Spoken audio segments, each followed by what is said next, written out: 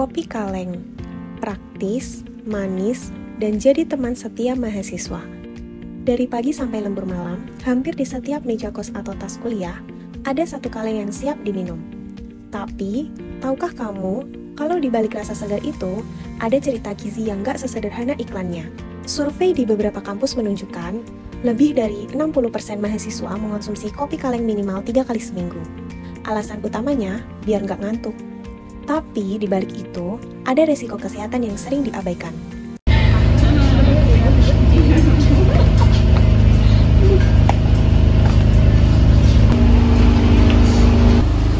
Aduh, lagi pengen kopi deh, pilih yang mana ya? Lihat dulu nih kandungannya. Kafeinnya aja udah 80 mg, terus gulanya udah 27 gram. Kebayang gak sih kalau kita minum ini 2 kali sehari, gulanya udah 54 gram, padahal saran dari WHO itu gula cuma 25 gram. Gak kebayang deh. Belum lagi kalau dikombinasiin sama minuman manis yang lain.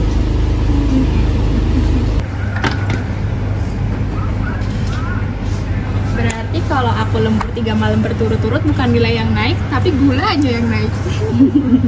Tapi Cip, serius deh, aku pernah deg-degan parah pas nugas karena minum kopi kaleng 3 hari berturut-turut. Tapi sumpah aku juga pernah ngalamin hal yang sama, jantung tuh rasanya kebut-kebutan gitu. Padahal kalau kita tahu isi dari kandungan itu, kita bisa mikir 2 kali nggak sih buat beli? Betul banget. Mahasiswa sering membeli kopi kaleng karena rasanya enak dan praktis, tanpa benar-benar memahami kandungannya. Padahal, dalam satu kaleng kopi ukuran 240 ml, bisa terdapat hingga 80 mg kafein, 20-25 gram gula, dan lemak tambahan dari susu serta creamer. Jika dikonsumsi terus-menerus, dampaknya bisa lebih serius dari sekadar melek semalam. Nih, aku buka data dari BPOM. Rata-rata batas aman konsumsi kafein per hari itu 400 mg. Tapi kalau tiap hari minum 2 kaleng, itu udah nyentuh 160 mg. Belum termasuk makanan dan minuman manis lainnya.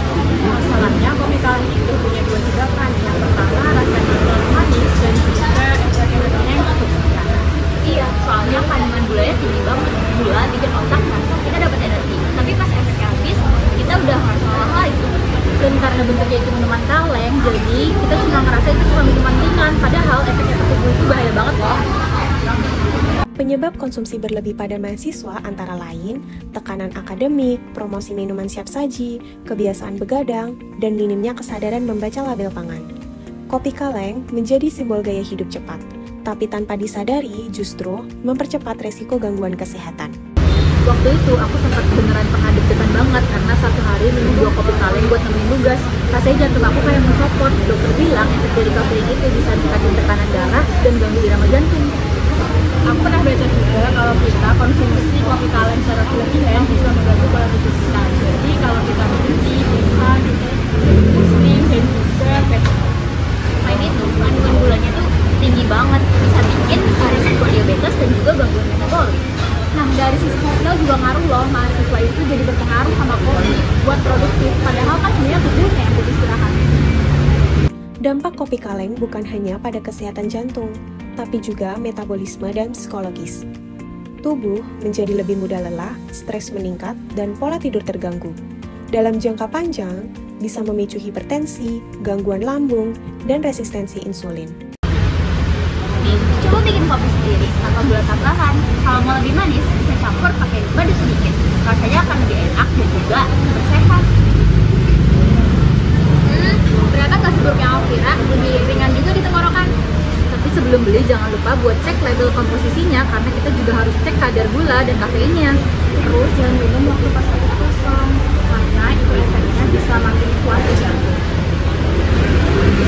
Pencegahan dimulai dari kesadaran kecil.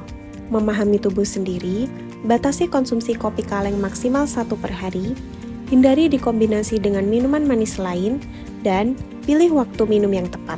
Cak, lagi ngapain? Lagi laprak nih. Wah, gua laprak, dua kopi gak sih?